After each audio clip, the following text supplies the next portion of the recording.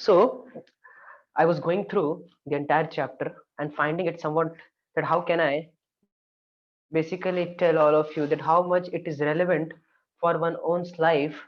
And then I came with an understanding that how can our work be converted into worship, right? How can our work can be converted into worship? So that we'll try to understand. See, first of all, what we should do, we should thank God for what all things we have received by his mercy. हाँ, भगवान को हमें धन्यवाद देना चाहिए जो भी हमको उनकी कृपा से प्राप्त हुआ है। उनकी कृपा से हमें विभिन्न चीजें प्राप्त हुई हैं, तो उसके लिए उनको धन्यवाद देना चाहिए। We must thank him. And second, we should offer the fruits to God. I'm just telling the third chapter, which is the main theme of this third chapter is we must offer the fruits to God.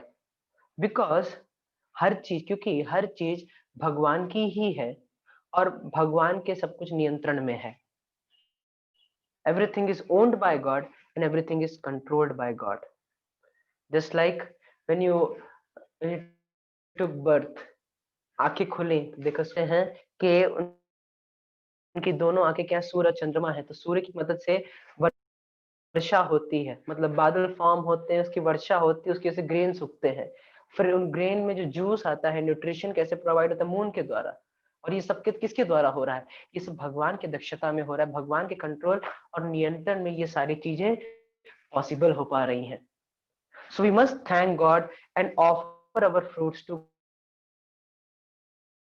God as an offering to Krishna. And there are certain quota for us that we should not exceed. हम सबके लिए एक कोटा निश्चित किया गया है और हमको उसको पार नहीं करना है। जैसे कि कोई फार्मर है, उस फार्मर को क्या किया गया, उसको बीज दिया गया। जैसे मान लीजिए मैं किसी खेत का मालिक हूँ, मेरे अंडर एक फार्मर काम करता है, तो मैंने उसको बीज दिया, भूमि दी, जल दिया, सब कुछ दिया। सारी आवश्यकता थी उस फार्म को बढ़ाने के लिए, उन पेड़ों को उगाने के लिए, वो सब मैंने उसको दिया। उसने लगाया, जो पानी दिया उसने उसको डाला, धूप रोशनी सब कुछ उसने प्रोवाइड किया, ख्याल रखाया। तो जब वह पेड़ में परिवर्तित हो गया, जब मान लीजिए आम का या एक बहुत अच्छा पेड़ में परिवर्तित हो गया, किसी सब्जी के पेड़ में परिवर्तित हो गया, तो क्या वो ऐसा कर सकता है कि हाँ अब ये सब उग गया, अब मैं इसको खाऊंगा? क्या वो ऐसा सोच सकता है? नहीं, वो ऐसा नहीं कर सकता। क्यों? क्योंकि जिसने उसको दिया पहले वह उसको देगा, फिर वह रेम्यूनरेशन, कुछ पुरस्कार भेंट स्वरूप वह उसको दे देता है। तो उसी प्रकार से हम भी यही करने का प्रयास करते हैं कि there is a certain quota being designed, being assigned to us, and we should not exceed that. So I will tell you certain sectors, what is our quota. Like suppose for food, so food is there. So what is the quota for food? That first of all we should eat only vegetarian, huh? With animal killing, which is totally prohibited, especially for those who especially for devotee, for students or people who want to advance in Krishna consciousness. Meat eating is totally abandoned, is totally banned. We should not do that. So food, it should be vegetarian and it should be offered to God. And one should not eat more than required. One should not do overeating. So food should be, this should be our quota. And if we talk about the property, so yes, we can have land. ऐसा नहीं है कि हमको जमीन नहीं खरीद सकते हैं, लेकिन हम किसी और की संपत्ति पे एंक्रोच करने का या उसको हटाने का उसको हटाने का प्रयास नहीं करते। हम है, ये भगवान का है। I am just a caretaker of this land और this house, rest everything belongs to God. That one has to understand, this should be one's consciousness. Like yesterday we discussed that it is the attitude which all matters, how we see things, right? And in order to see things we have to hear, because whatever we have heard about a particular thing, when we see that thing we have the same conception. जैसे कि इस mobile को कोई व्यक्ति देखेगा तो अगर कोई अनपढ़ व्यक्ति होगा वो सोचेगा वो भारी चीजें लगता है मारने के काम आती है, लेकिन कोई अगर पढ़ा लिखा व्यक्ति जानता है कि इसके माध्यम दुनिया से अलग है, क्योंकि दोनों ने सुना अलग अलग तरीके से है, अलग अलग चीजें सुनी है उस एक वस्तु के बारे में।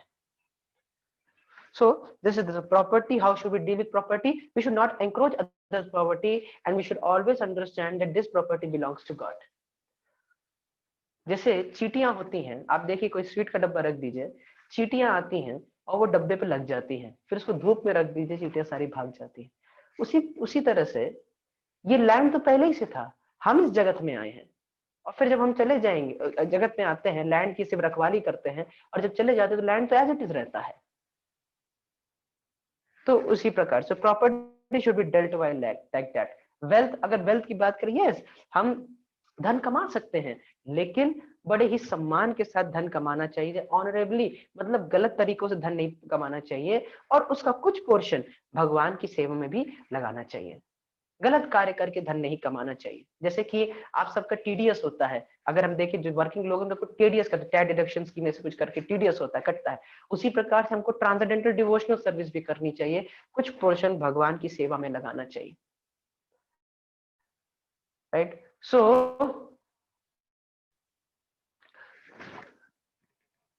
Video is lagging, just hold on. We should endeavor, like what should be, it should not be based on irreligious principles. हमारा जो कार्य होना चाहिए वो irreligious principles पे based नहीं होना चाहिए। Our work should be like religiously based. हमारे कार्यों का उद्देश्य धर्म होना चाहिए, कर्म का उद्देश्य धर्म होना चाहिए, इस चीज का ध्यान रखना चाहिए हमको। हम मीट ईटिंग, इंटॉक्सिकेशन, इन सब में एंगेज नहीं होना चाहिए, और ऐसी जगहों पे काम नहीं करना चाहिए जहाँ पे सिगरेट्स बनती हो या फिर लिकर बिचती हो। ऐसी जगहों पे हमको बिल्कुल भी अपना योगदान नहीं देना चाहिए, क्योंकि ये सब सिंफुल एक्टिविटीज में काउंट होता है। और हमको जो प्रयास करना चाहिए, हाँ, हमको अपने जीवन बैलेंस बना के रखना चाहिए कि हाँ, we should give 8 to 10 hours for our like conditional duty, taking care of the body, and for our devotional life also, for our constitutional position, as we belong to Krishna, so we should serve Krishna as well. And as far as spouse is related, yes, Krishna conscious we can marry also, but we should not have illicit relationship, अवैध संबंध नहीं होने चाहिए, हम शादी कर सकते हैं। और अगर रहन सहन की बात की जाए तो देखना चाहिए कि हमारी नेसेसिटी कितनी है, राइट, नॉट कि हम खूब सारी लग्जरीज अपने जीवन में इकट्ठा कर लें। You must see what are your necessities, not the luxuries. कहते हैं people try to get those things which they don't need, right, for the people, to impress those people whom they don't like. So why are we taking so much endeavor? Because अगर हम ज्यादा luxury में फंसेंगे तो कहीं ना कहीं फिर हम कृष्णा कॉन्शियसनेस में फोकस नहीं कर पाएंगे, क्योंकि वो लग्जरीज मेरा फिर वो गोल बन जाएगा। किसी तरह I can get more and more things, I can accumulate more and more, और जब ज्यादा से ज्यादा इकट्ठा कर लेते हैं तो इनसिक्योरिटी बढ़ने लगती, कहीं इसको कोई छीन ना ले, और उससे फियर बढ़ने लगता है, right. Position of post, but not by wrong means, because we should understand that this position of post which I have got is given to me by God, and I should use this position or post for the service of God. One has to sleep, so for sleeping he should sleep for 6 to 8 hours. And recreation, yes, everyone wants to recreate, he wants to do number of activities, he wants to read books, yes, you should read books, read Srila Prabhupada books, spiritual topic books, huh? You can, if you want to visit to certain places, go to holy dhams. And sports, and it is not wrong to engage in some sporting activities, like you can do swimming and you can do racing. The goal should be you have to understand what is the goal. The goal should be to maintain our body, to keep our body healthy, not to attract the opposite sex. That we have to understand. So our action should be inside a Krishna conscious life. This we have to understand, that our action should be in such a way that it leads to a Krishna conscious life. Like if you ask good news, like there's a funny joke once asked from a pilot, good news, what is the good news and the bad news?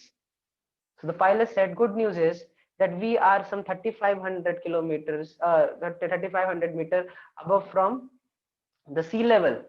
We are going very smoothly. But the bad news is we don't know where are we going.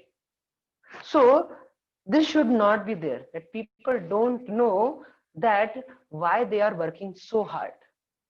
Like, have you seen ever a football match where there is no goal post?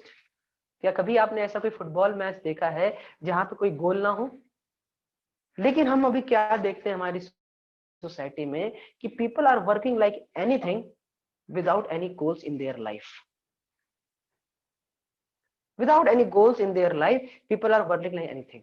They are not thinking that where they have come from, where they will go, and if I'm living in this world, what is my goal? What do I have to do? Where will I go? So my dear friends, it's very important for all of us to understand what is the goal of our life. And the goal of our life is, in short, in two things I will tell you. First is to act according to the will of God and gain freedom from suffering. We have to act according to the will of God. जो भगवान कह रहे हैं वह हमें करना है, अपने शास्त्रों में भगवान ने जो बताया है वो हमें करना है और पीड़ाओं से मुक्त होना है। पहला ये। दूसरा, हमको भगवान के धाम वापस जाना है, because we are spiritual, we are spiritual in nature, we are spiritual living beings, so we belong to the spiritual world and we can be only happy in the spiritual world. So this is a very important point for us to understand. So we have to work with the knowledge of goal of life, and the goal of life is to work according to the will of the God and free us from the sufferings of this world, and second, to return back home, back to God, that is the spiritual world, in the eternal abode of Lord Shri Krishna. And always remember that this material world, this ये भौतिक जगत जो है जिसमें हम रह रहे, संसार जो है, ये एक हॉस्पिटल है, कोई होटल नहीं है।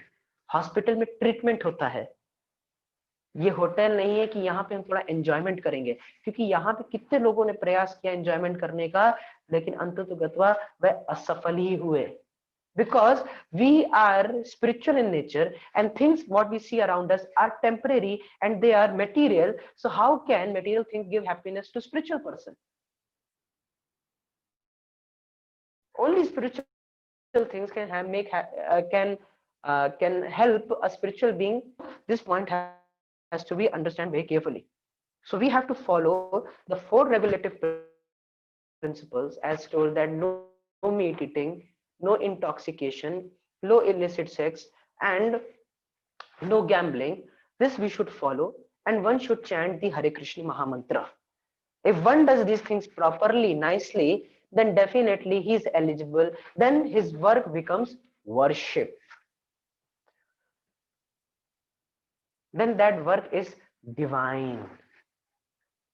बहुत लोग कहते हैं कर्म ही पूजा है। अगर कर्म ही पूजा हो तो गधा ही सबसे बड़ा भगवान हो, भक्त होता, तो ऐसा नहीं होता। What really makes our work in for all those things which he has provided to us, right? We thank God for him, and second is we offer the fruits to him. Whatever fruits we get, whatever we do, and we get the fruits from our endeavor, we give that to God, and God give us remuneration. भगवान हमको बच्चा कुछ अपनी तरफ से देते हैं। जैसे कि कोई ड्राइवर है, कार में गाड़ी चलाता है तो एसी चला देता है, तो जब वो एसी चला देता है तो ऐसा नहीं है कार में से वो मालिक को हवा लगती है एसी की, उसको भी लगती है। तो भगवान को देने में व्यक्ति को स्वतः भी प्रसन्नता, सुख का अनुभव होता है।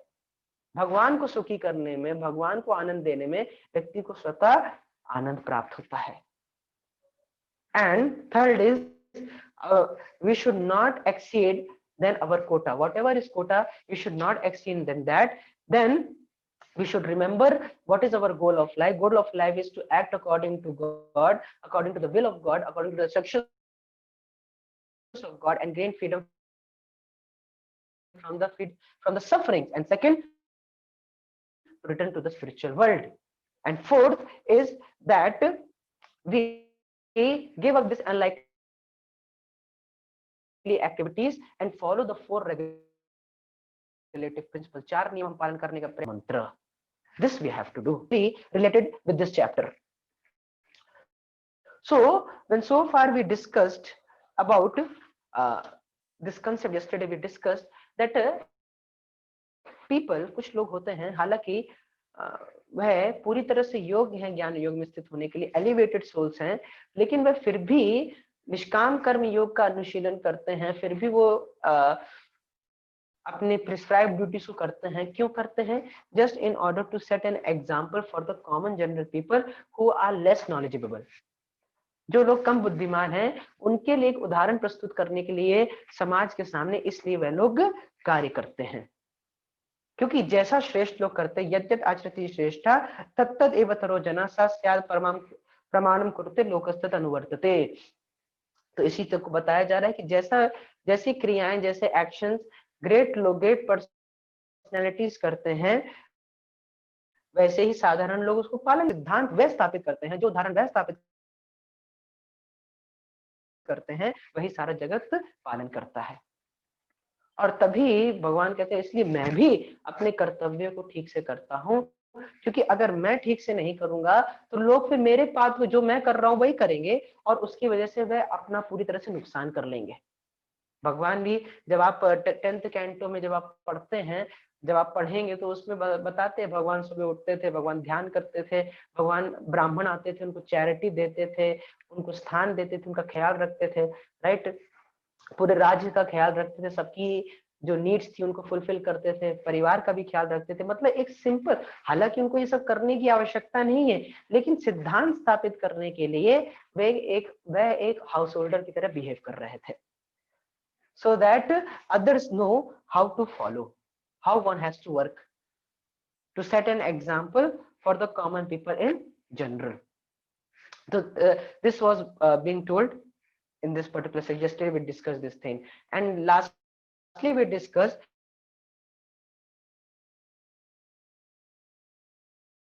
all these things. जो भी वह कार्य कर रहा है वह क्यों करता है? Just as a matter of duty.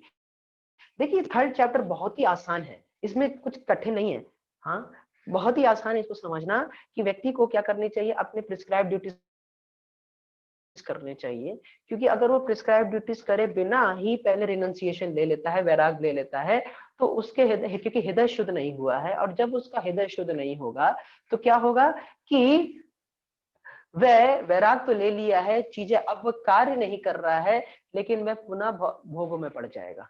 क्यों? क्योंकि हृदय पूरी तरह शुद्ध नहीं हुआ है. इसलिए व्यक्ति को अपनी प्रिस्क्राइब ड्यूटीज करना चाहिए. तभी भगवान कृष्ण या अर्जुन को कह रहे हैं कि तुमको अपनी प्रिस्क्राइब ड्यूटीज करनी चाहिए, क्योंकि अगर तुम अपनी प्रिस्क्राइब ड्यूटीज नहीं करोगे, अभी तुम चले जाओगे जंगल चले जाओगे, तुम भिक्षा मांगोगे जाके, वो सामने वाला को तुम्हें भिक्षा नहीं देगा, तो कुछ दिनों बाद तुम उसके सामने तलवार उठा लोगे.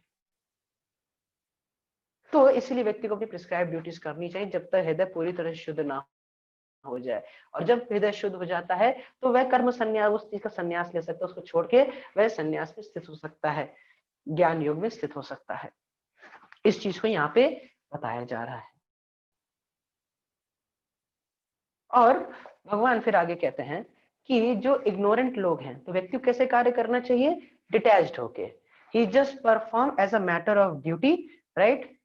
इग्नोरेंट लोग जो होते हैं, जो मूर्ख लोग होते हैं, वह इंद्र तृप्ति के लिए कार्य करते हैं, और वह बहुत ही, उनका जो परिणाम, जो फल होते हैं किसी कार्य के, उससे वह आसक्त होते हैं. लेकिन जो बुद्धिमान लोग होते हैं वह बिना आसक्ति के कार्य करते, कोई इंद्र तृप्ति का उद्देश्य नहीं होता है, और उसके फल से भी आसक्त नहीं होते हैं. और वह ऐसे कार्य क्यों करते हैं? हालांकि उनको आवश्यकता नहीं है, लेकिन अन्य लोगों के बीच में एक उदाहरण प्रस्तुत के लिए ऐसा वो करते हैं. लेकिन इग्नोरेंट लोग इंद्रिय तृप्ति के लिए करते हैं और वह रिजल्ट से अटैच रहते हैं. और तभी भगवान कह रहे हैं कि ऐसे जो इग्नोरेंट लोग हैं, अज्ञानी लोग हैं, इनको डिस्टर्ब नहीं करना चाहिए.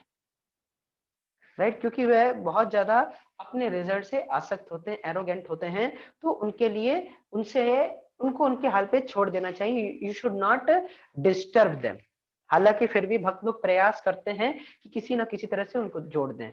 और मूर्ख लोग क्या सोचते हैं, वास्तव में वही सब कुछ कर रहे हैं। प्रकृति क्रियमाणानि गुणैः कर्माणि सर्वशः अहंकार विमूढ़ आत्मा कर्ता हम इति मन्यते। अहंकार वश जो विमूढ़ है, मूढ़ मतलब मूर्ख, विमूढ़ मतलब बढ़िया वाला मूर्ख। हाँ, जो अहंकार, जो विमूढ़ आत्मा है, वह सोचता क्या है कि वह ये सारी चीजें कर रहा है। देखिए, किसी के पास कोई टैलेंट है, राइट, कोई भी टैलेंट अगर किसी को व्यक्ति को प्राप्त हुआ है, तो वह किसकी बदौलत प्राप्त हुआ है? कोई अच्छा गा लेता है, अच्छा बोल लेता है, या फिर उसकी अच्छी बुद्धि है, अच्छे घर में जन्म लिया है, तो ये सब किसके द्वारा दिया गया है? ये सब भगवान के द्वारा। इसको नहीं करना चाहिए, ये समझना चाहिए कि भगवान की कृपा से हम मुझको ये चीजें प्राप्त हुई हैं। These are being given as a gift through God. जैसे कि एक उदाहरण जो समझिए, अगर एक घोड़ा है, हॉर्स है, और डॉग है, एक घोड़ा है और एक कुत्ता है। अगर हम उनको रेस में लगाते हैं, हॉर्स को और डॉग को हम रेस में लगाते हैं, कौन जीतेगा? जाहिर सी बात है, हॉर्स जीतेगा। करते हैं और कंपटीशन करते कौन ज्यादा भौंकेगा, तो कौन जीतेगा? जाहिर सी बात है, डॉग जीतेगा। हम यहाँ पे ये देख रहे हैं कि कौन ज्यादा श्रेष्ठ है, तो हम एक सही कंक्लूजन पे नहीं आ पाएंगे, क्योंकि उनको डिफरेंट डिफरेंट बॉडीज मिली है नेचर के हिसाब से। तो everything is a gift of God, everything is a gift of God, so we should use these gifts in the service of God. just like i just like I use a, I think so the voice is lagging so much, students are saying, but I don't know why is it so.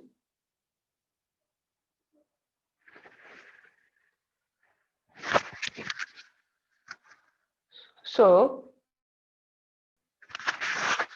maybe some connectivity issue. So what I'm trying to say over here, that whatever we are getting is just a gift of God. Whatever skills, qualities we have, जो भी योग्यताएं हमारे पास हैं, ये भगवान के द्वारा दिया हुआ गिफ्ट है। तो हमें उसका अहंकार नहीं करना चाहिए, बल्कि उसको भगवान की सेवा में लगाना चाहिए। भगवान की सेवा में उसको हमको लगाना चाहिए। Bandwidth is low, just hold on, I'll just do one thing.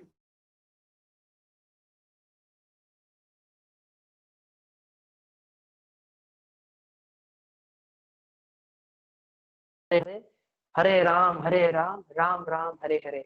Is it clear now?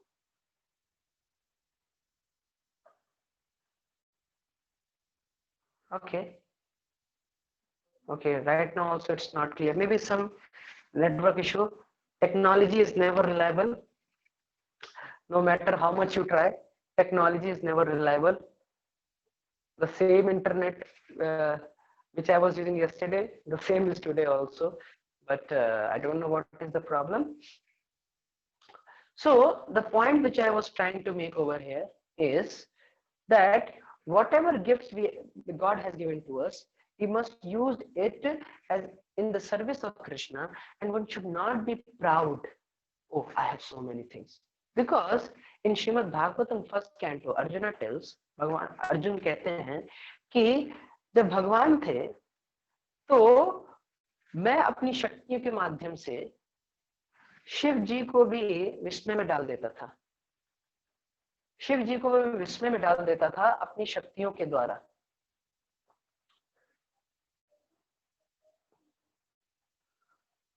Today there are a lot of technical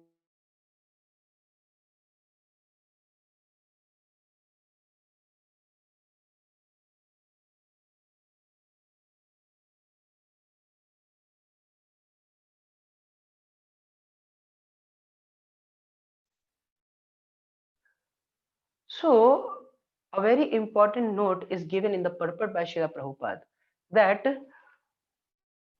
भगवान के द्वारा हमको ये सारी शक्तियां प्राप्त हुई हैं, तो हमें ये सारी शक्तियों को भगवान की सेवा में लगाना चाहिए, क्योंकि जब भगवान ने हमको वो सारी चीजें दी हैं, तो वह हमसे कभी भी उनको ले भी सकते हैं।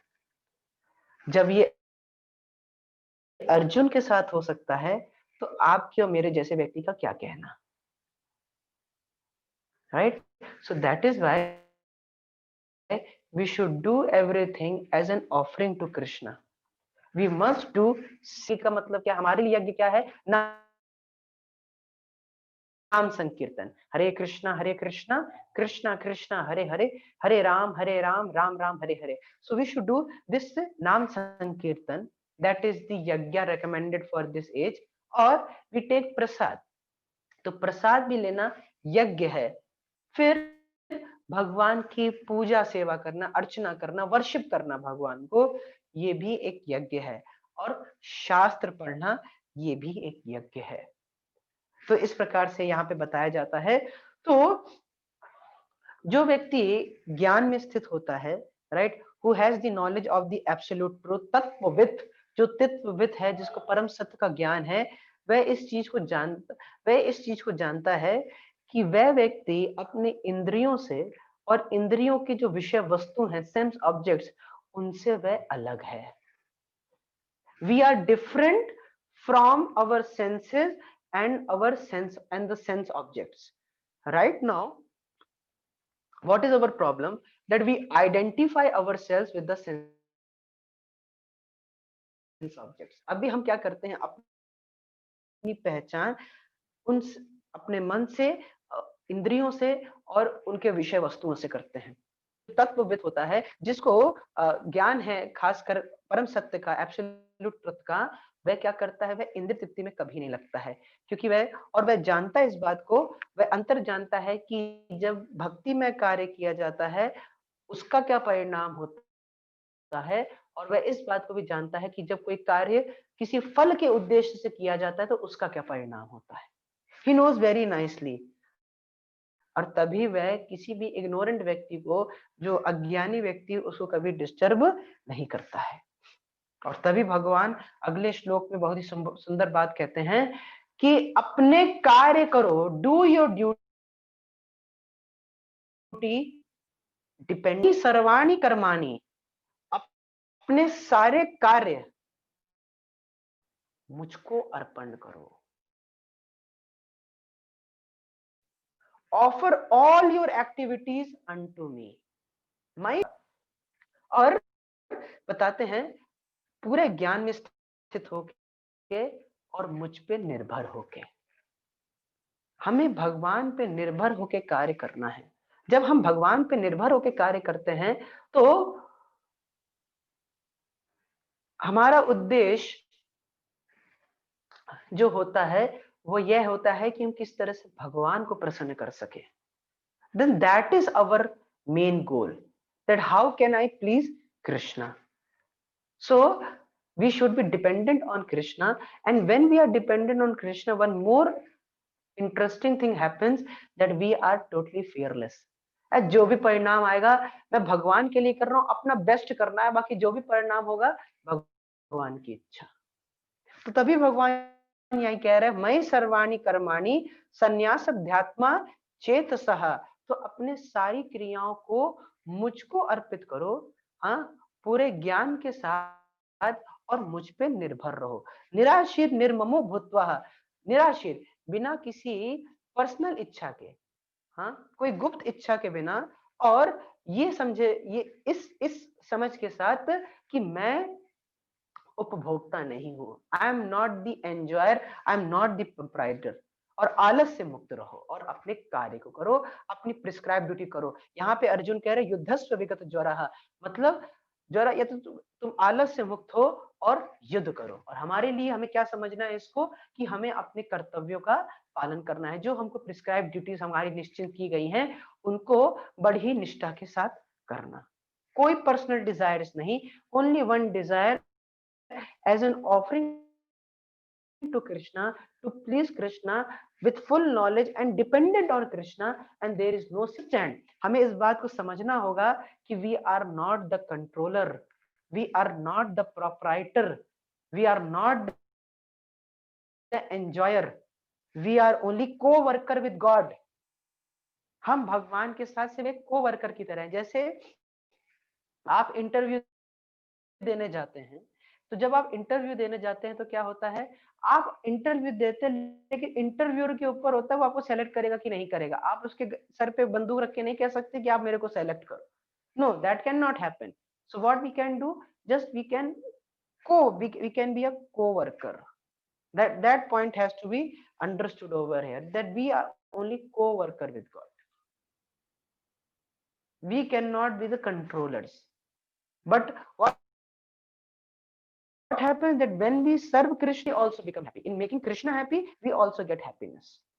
And that is why Krishna says in next verse that क्या परिणाम होते हैं जब व्यक्ति भगवान के उपदेशों का पालन करता है।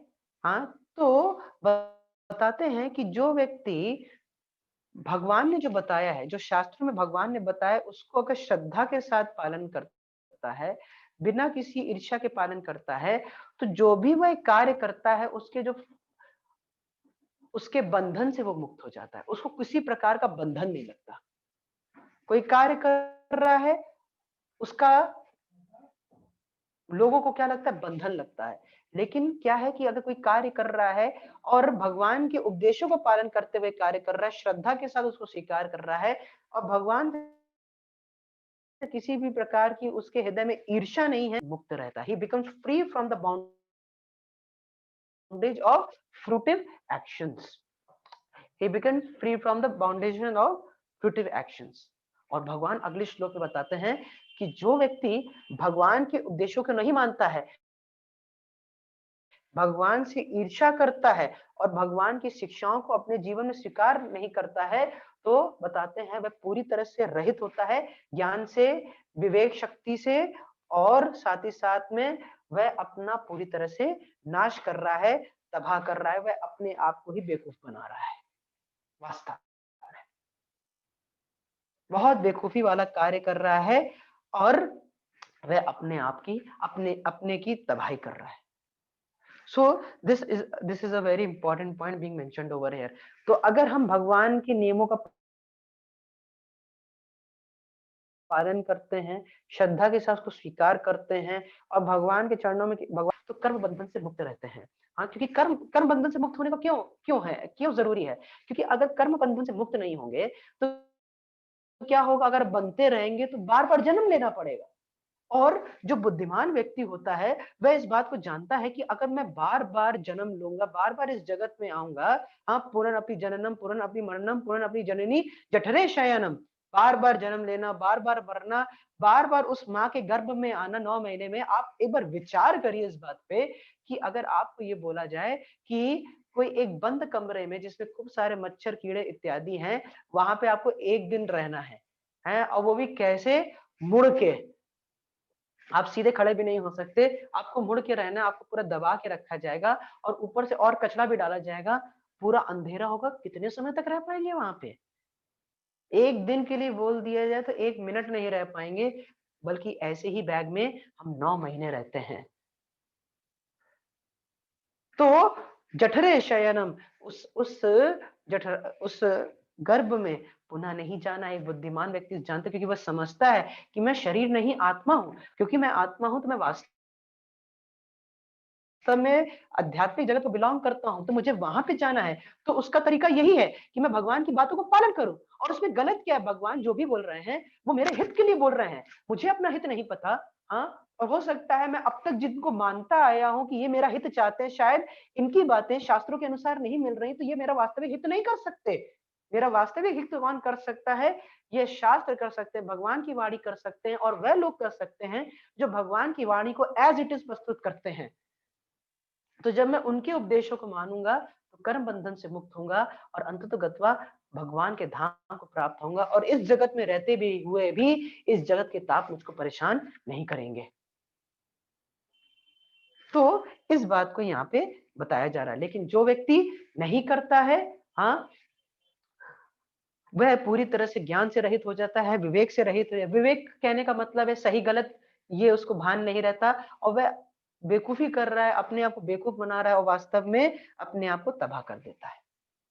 फिर मान लीजिए अर्जुन पूछते हैं कि क्या कोई व्यक्ति जिसको ये पता है कि ये गलत कार्य करने से ये सजा मिलती है, क्या वो ये जानने के बाद नहीं करता है ऐसा?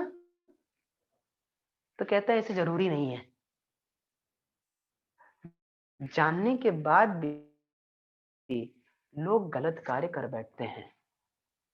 जानने के बाद भी लोग गलत कार्य कर देते हैं। क्यों? तो दो बातें, वासना और संस्कार। हम जानते हैं, हमने गीता देखी, हम सुन रहे हैं भगवान ये गलत कार्य है, ये नहीं करना चाहिए, सही कार्य करना चाहिए। हाँ, जैसे सही क्या है पता चल रहा है, करने का सामर्थ्य नहीं है। गलत क्या है पता चल गया है, लेकिन छोड़ नहीं पा रहे हैं। क्यों? वासना और संस्कार के कारण। मतलब कुछ पुरानी आदतें और कुछ पुराने संस्कार हमारे चित्त में बने हुए हैं, जिसकी वजह से व्यक्ति वो गलत कार्य कर देता है। वो जानता है फिर भी। और फिर क्या कहना उस व्यक्ति का जो कि बिल्कुल जानता ही नहीं कि गलत कामों का क्या परिणाम होता है। जब जो जानता है गलत कामों का परिणाम क्या होता है, वह जब गलत कर देता है उसके पुराने संस्कारों की वजह से, इंप्रेशंस की वजह से और पुरानी आदतों की वजह से, तो उसका क्या कहना जो जानता ही नहीं है कि गलत कार्य करने से क्या परिणाम, क्या सजा उसकी मिलती है। तभी यहाँ भगवान इस बात को बताते हैं कि व्यक्ति को क्या होता है कि उसके हृदय में बहुत गहरी उसकी बद्ध अवस्था, जो बद्ध स्वभाव है वह बहुत गहरा है उसके हृदय में। न जाने कितने जन्मों से हम संस्कार लेके आ रहे हैं, कितने जन्मों से हम वो संस्कार लेके आ रहे हैं। कहते हैं ना, old habits die hard, right? So old habits, you cannot teach a old dog new tricks. So that is why it is very difficult to change ourselves. Even अगर जैसे कोई ट्रेन है 130 किलोमीटर प्रति घंटे की स्पीड से चल रही है, उस पर अगर जोर से ब्रेक लगाया जाए तो जहां पे होगी वहां से भी 30 फुट आगे जाके रुकेगी। तो उसी प्रकार से हम अगर प्रयास भी करते हैं अपने आप को रोकने का कि मुझे गलत काम नहीं करना है, फिर भी हम कर बैठते हैं। क्यों? पुराने संस्कारों की वजह से, पुराने आदतों की वजह से, इंप्रेशंस। सो तभी यहाँ पे बताया जाता है कि जो निष्काम कर्म योग का अनुशीलन करते हैं, तो वह लोग क्या होते हैं, वह किनके लिए, वह क्या करता है कि जिनका हृदय अशुद्ध है उनके हृदय को शुद्ध करने में मदद करता है। और जो ज्ञान योग का अनुशीलन करते हैं उनके साथ क्या होता है, ये उनको जिनका हृदय ऑलरेडी शुद्ध हो गया है उनको एनलाइटन करते हैं, उनको जीवंत करते हैं। लेकिन जिनका बहुत ज्यादा हृदय अपवित्र है उनके लिए क्या है, भक्ति योग। भक्ति योग सबसे श्रेष्ठ मार्ग है, क्योंकि इसके माध्यम से कितनी भी गहरी हृदय की ग्रंथियां क्यों ना हो, कितनी भी गहरी हृदय की ग्रंथियां क्यों ना हो, वह जड़ से उखड़ जाती हैं। तो अगर हम तपस्या करते हैं, सैक्रिफाइस करते हैं, मतलब भगवान का नाम जप करना, भगवान की अर्चा विग्रह की पूजा करना इत्यादि, जो हमने आपको बताया था, ज्ञान, हम भगवान के शास्त्रों को समझने का प्रयास करते हैं और भक्तों का संग करते हैं, तो धीरे धीरे हम अपने स्थान से ऊपर होने लगते हैं, राइट? जब हम हेलीकॉप्टर व्यू लेते हैं तब हम स्टेडियम को अच्छी तरह से देख सकते हैं, नीचे क्या हो रहा है उसको अच्छी तरह से देख सकते हैं। उसी प्रकार से जब हम स्पिरिचुअलिटी को प्रैक्टिस करते हैं तो क्या होता है कि हम ऊपर आते हैं और उसकी वजह से क्या होता है, हम आसानी से अपनी प्रॉब्लम्स को काउंटरैक्ट कर सकते हैं। Otherwise it is not possible. तो भक्ति योग के माध्यम से और उसकी कृपा, भक्ति योग का जब अनुशीलन करते हैं तो भगवान की कृपा, हमको अहेतु की कृपा मिलती है। भक्तों की संग की वजह से कितना भी पापी व्यक्ति क्यों ना हो उसका भी उद्धार हो जाता है। लेकिन अगर कोई भक्ति योग में स्थित नहीं होता तो वह ये गुणों के प्रभाव से नहीं बच सकता। It is very difficult for him to do that. और तभी यहाँ पे बताया जाता है कि और अगर मान लीजिए अर्जुन ये कहते हैं कि तो फिर मैं ऐसा करूं, मैं कोई और कार्य करने लगूं, मैं क्या कहते हैं अहिंसा को ले लूं। अब भाई अपने कर्तव्य करने की बजाय मैं क्या करूं, मैं अहिंसा का पथ ले लेता हूं, राइट। क्योंकि जब युद्ध कर रहा हूं तो उसकी वजह से क्या है, अटैचमेंट और क्या कहते हैं एवर्जन और अटैचमेंट, यानी कि राग और द्वेष हृदय में उत्पन्न हो रहा है। तो मैं ऐसा करूं, मैं अहिंसा का पथ ले लूं। तो भगवान बताते हैं कि अपने कर्तव्य को अच्छी तरह से पालन करो, दूसरों की नकल मत उतारो। बहुत ज्यादा अच्छा है क्या, अपने कर्तव्य को पालन करना, भले थोड़ा गलत तरह से कर रहे हैं, ठीक तरह से नहीं कर पा रहे हैं, त्रुटियां हो जा रही हैं, लेकिन अपने कर्तव्य को ठीक से पालन करना चाहिए, दूसरे की नकल नहीं करनी चाहिए। अगर किसी व्यक्ति को मृत्यु भी आ जाती है अपने कर्तव्य करने की वजह है, तो ठीक है, अच्छा है, लेकिन दूसरे के पद को नहीं करना चाहिए। मतलब ये है कि वे क्षत्रिय हैं, अब ये नहीं वो ब्राह्मणों के कार्य करने लगे। इस चीज को यहाँ पे बताया जा रहा है। और फिर भगवान अंत में बताते हैं, जो लास्ट सेक्शन है इस थर्ड चैप्टर का, वह ये कि आत्मा का सबसे बड़ा शत्रु कौन है, तो कहते हैं लस्ट। शत्रु कौन है? देखिए, हमको अपना हृदय शुद्ध करना है, हृदय शुद्ध करना है, हाँ, भोग की इच्छाओं से मुक्त होना है और भगवान के धाम को जाना है। तो जो हमको इन सब चीजों करने से रोके वो हमारे शत्रु हो गए ना। तो जो लस्ट है, लस्ट मीन्स, लस्ट का मतलब क्या होता है, an adamant desire to get something which is wrong. एक हठी इच्छा उस चीज को प्राप्त करने की जो कि हमारे लिए वर्जित है, जो कि हमें नहीं करना चाहिए, जो कि हमको उच्च लेवल पे नहीं, हमको और अधोगति कर देगा।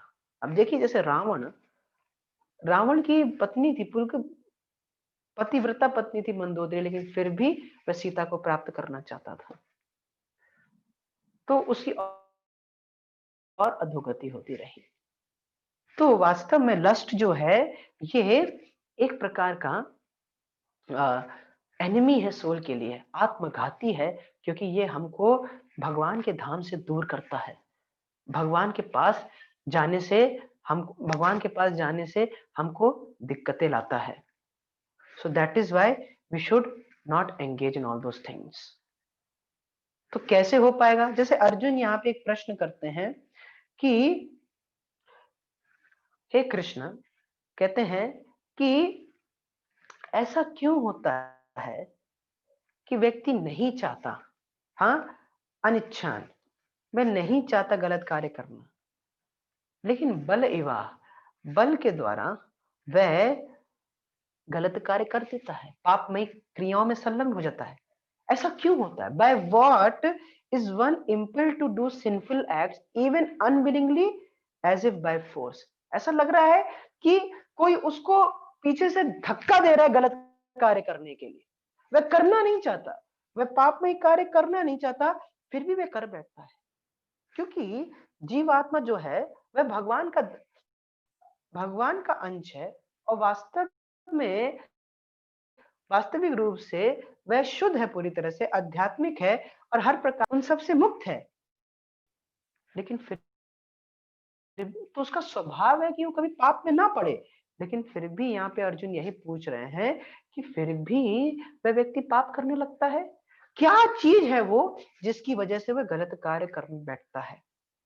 वह नहीं करना चाहता, फिर भी वह गलत कार्य कर बैठता है।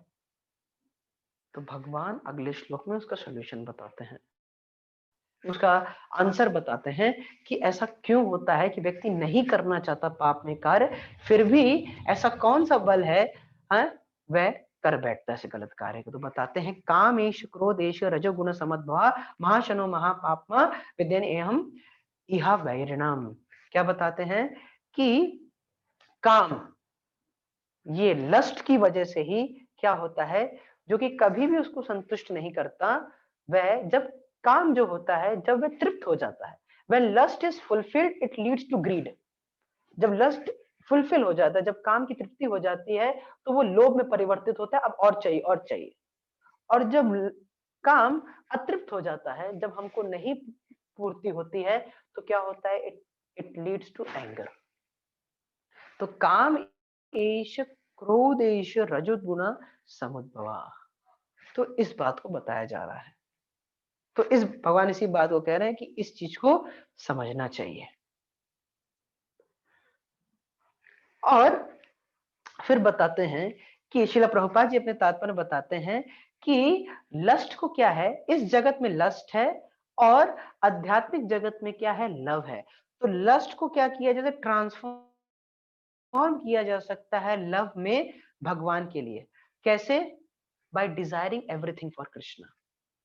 वही लस्ट को लव में ट्रांसफॉर्म किया जा सकता है। कैसे? अगर हम सब चीज की इच्छा भगवान के लिए करें तो इतना हुआ। और क्रोध को कैसे हम सेवा में लगा सकते हैं भगवान की, कि जो लोग भक्तों के दोषी हैं, जो भगवान की निंदा करते हैं, उनके ऊपर ऐसे हम मतलब गुस्से को भी वहां पे हम लगा सकते हैं। तो इस तरह से क्रोध और काम को इस तरह से भगवान की सेवा में, कृष्ण भावनामृत में लगाया जा सकता है। और फिर वही जो क्रोध और काम है, काम और क्रोध है, जो कि हमारे दुश्मन है, वे दोस्त में परिवर्तित हो सकते हैं। क्या करना है? सिर्फ और सिर्फ भगवान के लिए इच्छाएं करनी है। मतलब भगवान को क्या अच्छा पहनाऊं, भगवान को क्या अच्छा खिलाऊं, इस कार्य को जो भी मैं पढ़ाई कर रहा हूं या जॉब कर रहा हूं, हाँ, इससे भगवान की कीर्ति पूरी जगत में फैले। तो ऐसा क्या करूं? मतलब always desiring for Krishna will convert this lust into love for Krishna. And anger, how can the anger be engage? That those people, वह लोग जो भगवान की निंदा करते हैं, भगवान के बारे में बुरा बोलते हैं, या फिर जो लोग भक्तों की निंदा करते हैं, भक्तों के बारे में बुरा बोलते हैं, उन उनको कुछ बोल सकते हैं, उनके प्रति अपने गुस्से को प्रदर्शित किया जा सकता है। क्रोधा भक्ता द्वेषी जना, जो भक्तों के दोषी हैं, उनके उनके ऊपर क्रोध किया जा सकता है, ये प्रामाणिक होता है। आपको क्रोध का मतलब ये नहीं कि हम लड़ाई करने लगे उनसे, से भगवान ही सर्वश्रेष्ठ है। तो इस चीज को यहाँ पे, और भक्ति के माध्यम से, भक्ति करते करते जो भी हृदय में अनर्थ है, ये अच्छी तरह से साफ हो जाते हैं और उनका ट्रांसफॉर्मेशन हो जाता है। मतलब लस्ट जो है वो लव में परिवर्तित हो जाता है, राइट। और हर चीज का ट्रांसफॉर्मेशन होता है जब हम कृष्ण भावनामृत में उन सब चीजों को लगाते हैं, क्योंकि उनका शुद्धिकरण होता है। और तभी भगवान अगले श्लोक में बता रहे हैं कि लस्ट की भी कवरिंग होती है। कैसी कवरिंग होती है? कि ह्यूमन बींग्स में किस प्रकार से लस्ट कवर करता है हमको, हमको कितना लस्ट कवर कर लेता है। जैसे कि फायर से स्मोक निकलती है, तो जो स्मोक निकलती है थोड़ा बहुत आर पार दिखता है। जैसे कि कोई बॉयलर है, उसमें हमने नीचे आग लगा रखी है, तो क्या होगा कि कोई पानी गर्म हो रहा है, तो उसमें से स्मोक निकल रही है। तो अगर ऐसे से थोड़ा किया जाएगा, तो स्मोक स्मोक हट जाएगी और आग अच्छी तरह से दिखाई देगी, राइट। ये बात तो क्लियर है। तो उसी प्रकार से ह्यूमन लाइफ में बड़ा ही आसान होता है कि अगर हम भक्ति करें एक अच्छे व्यक्ति के गाइडेंस में, तो आसानी से हम लस्ट को कॉन्कर कर सकते हैं। ह्यूमन लाइफ में पॉसिबल है, क्योंकि बताते हैं कि एनिमल्स में किस प्रकार से लस्ट कवर करता है। तो कहते हैं कि जब धूल जम जाती है, तो शीशे के ऊपर जब धूल जम जाती है तो साफ नहीं दिखाई देता। तो एनिमल्स और बर्ड्स में उस प्रकार की लवर, तभी जानवरों को भक्त बनाना बड़ा मुश्किल होता है, इतना आसान नहीं होता बनाने का। और उससे भी ज्यादा कवरिंग क्या होती है, तो बताते हैं जैसे एम्ब्रियो में, वूम में, जैसे like embryo is covered by womb. Embryo मतलब जो अंदर बच्चा है, वह वूम से कवर्ड है, वह जो थैली है उससे कवर्ड है। तो उसमें तो बिल्कुल ठीक से नहीं दिखता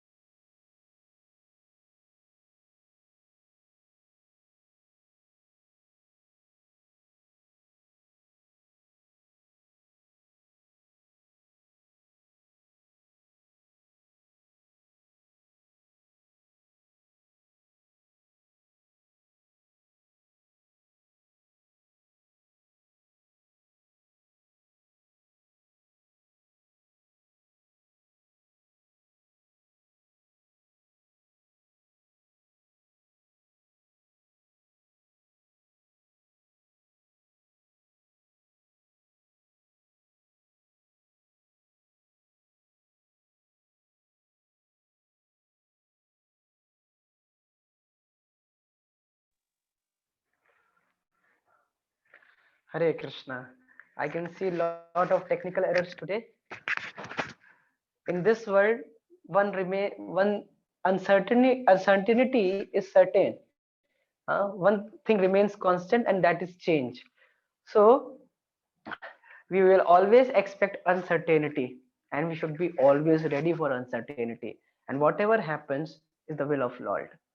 So I was telling you that lust can never be satisfied, and the more the biggest disadvantage of lust is that it takes us outside. ये हमको संसार की तरफ ले जाता है. uh, okay, I'll go once again. Lust covering, as I told, that humans lust covering is like how it is like fire is covered with smoke. We can easily remove. जैसे कि अगर हाथ ऐसे कर दिया जाए तो जो स्मोक है चली जाती है, तो फायर को आसानी से देखा जा सकता है. So lust is covered by smoke. like so the humans lust covering is to that extent only कि अगर हम भक्ति करें गाइडेंस में तो आराम से लस्ट को कॉन्कर किया जा सकता है. लेकिन अगर और दूसरा लेवल बताया जाता है लस्ट कवरिंग का, तो कहते हैं जैसे मिरर के ऊपर धूल. ये किसके ऊपर कवरिंग होती है? एनिमल्स और बर्ड्स के ऊपर. हाँ, तभी एनिमल्स को भक्त बनाना बड़ा मुश्किल होता है. और तीसरा बताया जाता है जैसे वूम्ब के अंदर एम्ब्रियो, तो एम्ब्रियो ठीक से विजिबल नहीं होता, तो ये बताया जाता है पेड़ों में. तो देखते भी हैं कि पेड़ों की जो कॉन्शियसनेस है बहुत ज्यादा कवर्ड होती है, राइट. हाँ, बहुत ज्यादा कवर्ड होती है. तो इसीलिए सिर्फ और सिर्फ ह्यूमन फॉर्म ऑफ लाइफ में, जो कि इतनी रेयर है, मतलब जितने भी आप लोअर फॉर्म्स में जाएंगे लस्ट की कवरिंग ज्यादा है और ज्यादा होती जाती है, तो बहुत मुश्किल है उसको ओवरकम कर पाना. लेकिन ह्यूमन फॉर्म ऑफ लाइफ में अब किया जा सकता है. और लस्ट का सबसे बड़ा डिसएडवांटेज क्या है? पहली बात, आप हम कभी अपने काम को सेटिस्फाई करने का प्रयास करेंगे तो कभी सेटिस्फाइड नहीं होंगे. क्योंकि आप देख लीजिए कितने सारे लोग हैं, पूरा जगत है जो कि खूब एंजॉयमेंट करने का प्रयास कर रहे हैं, अपने लस्ट को शांत करने का प्रयास कर रहे हैं, लेकिन अभी तक वह विफल ही हुए हैं. They are unsatisfied. वह संतुष्ट नहीं हो पाए. They can not fight handy, they are not able to find happiness when they are trying to satisfy their lust, because lust is never satisfied. Because we are spiritual in nature, we are only meant to love God. This lust can never satisfy us. चाहे कितना भी sense enjoyment कर लें, कितना भी sense enjoyment कर लें. जैसे कि आग में अगर लगातार आप फ्यूल डालिएगा तो आग बढ़ती ही जाएगी, बुझेगी नहीं. ये भगवान, just as fire is never extinguished by constant supply of fuel. लगातार अगर फ्यूल डालेंगे आग में तो आग बढ़ेगी ही, कम नहीं होगी. तो lust is never satisfied. And lust का क्या है, ये हमको बाहर की तरफ ले जाता है. ये हमारे माइंड और ये कहाँ रहता है लस्ट पूछा, अगर अर्जुन पूछते लस्ट रहता कहाँ पे, तो बताते हैं भगवान 3 जगह, सेंसेस, माइंड और इंटेलिजेंस. ये 3 इनके निवास स्थान है. यहाँ पे लस्ट बैठा हुआ है, यहाँ पे लस्ट बैठा, और ये हमको बाहर की तरफ ले जाता है कि हमको, जैसे हमने बताया कि real happiness is inside, right. Happiness is inside job. लेकिन ये हमको बाहर की तरफ ले जाता है, बाहर की वस्तुओं के प्रति ले जाता है, और उनसे हम कभी सेटिस्फाइड नहीं हो सकते. क्योंकि ये सारी वस्तुएं जो हमारे चारों ओर रखी हैं, चाहे स्मार्टफोन हो गया, चाहे लैपटॉप हो गया, चाहे हाईएस्ट सेक्स प्लेजर भी क्यों ना हो गया, ये सब एक्सटर्नल्स हैं. ये हमको खुश नहीं कर सकते. तो कैसे लस्ट को कॉन्कर किया जा सकता है? तो भगवान बताते हैं एक सॉल्यूशन कि हमको अपने सबसे पहले सेंसेस को रेगुलेट करना है. क्योंकि देखिए, जब माइंड और इंटेलिजेंस पे जो चीज हावी हो गई है उसको निकाल पाना बड़ा मुश्किल होता है. लेकिन अगर हम अपने सेंसेस को कंट्रोल कर लें, सेंसेस को रेगुलेट कर लें, तो व्यक्ति आराम से इस लस्ट को हरा सकता है. शुरुआत से ही सेंसेस को हमको एंगेज करना चाहिए. जैसे आंखों से भगवान के सुंदर रूप को देखें, कानों से भगवान के बारे में सुने, नाक से भगवान के पुष्पों को सूंघे, जीवा से भगवान के बारे में बोले, भगवान का दिया हुआ, भगवान को चढ़ाया हुआ भोग जो प्रसाद रूप में हमें प्राप्त होता है उसको ग्रहण करें, और त्वचा से भगवान के मंदिर को मार्जन करें, पैरों से भगवान के धाम में जाएं। तो इस प्रकार से जब हम अपनी इंद्रियों को सेवा में लगाते हैं भगवान की, by such regulation only we can conquer lust, otherwise there is no other way. क्योंकि भगवान आगे बताते हैं कि इस जड़ पदार्थ से जो डल मैटर है, जड़ पदार्थ जो है, डल मैटर जो आप देख रहे हैं, इससे श्रेष्ठ है इंद्रियां, इंद्रियों से श्रेष्ठ है मन, मन से श्रेष्ठ है बुद्धि, और बुद्धि से श्रेष्ठ है आत्मा। तो अगर इंद्रियों को नियमित कर दिया गया, इंद्रियों को नियमित कर दिया गया, तो व्यक्ति आराम से बाकी सब चीजें आराम से नियंत्रित हो जाती हैं। तो भगवान यहाँ पे वही अंत में बताते हैं कि अपने मन को स्थिर करो, कैसे? कृष्ण भावनामृत के द्वारा। मतलब भगवान के बारे में सोचो, भगवान के बारे में चिंतन करो, जो शास्त्रों में पढ़ा है, जो लेक्चर में सुना है, उनको मनन करने का प्रयास करिए, उन पर विचार करने का प्रयास करिए कि कैसे इसको अप्लाई किया जा सके। मतलब thoughts should be constantly in that way, just like yesterday I told in the class, our thoughts lead to our actions, our action leads to, sorry, our thought leads to our words lead to our actions, our action leads to our habit leads to our character. And how that thoughts come? By the association, the kind of association we are in. तो अगर हम अच्छे लोगों का, भक्तों का संग करते हैं, कृष्ण भावनामृत में अपने आप को पूरी तरह से एंगेज रखते हैं, राइट, तो और ये समझते हुए कि मैं इन इंद्रियों से, मन से, बुद्धि से श्रेष्ठ हूं, आई एम द सोल, तो व्यक्ति आराम से ये लस्ट को हरा सकता है, लस्ट को आराम से फिर हराया जा सकता है। सबसे पहले इंद्रियों को रेगुलेट करना है, यही इस चीज को बताया जा रहा है। क्योंकि लस्ट का आश्रय कौन है? ये इंद्रियां, मन और बुद्धि है। लेकिन अगर उसको, अगर हम भगवान की सेवा में लगा देते हैं इंद्रियों को, तो आराम से उसको कॉन्कर कर दिया जाता है, अन्य तरीकों से नहीं। So that should be regulated. फिर जो है, जब इंद्रियों को रेगुलेट कर दिया तो मन और बुद्धि वह भी लस्ट से फीड हो जाते हैं।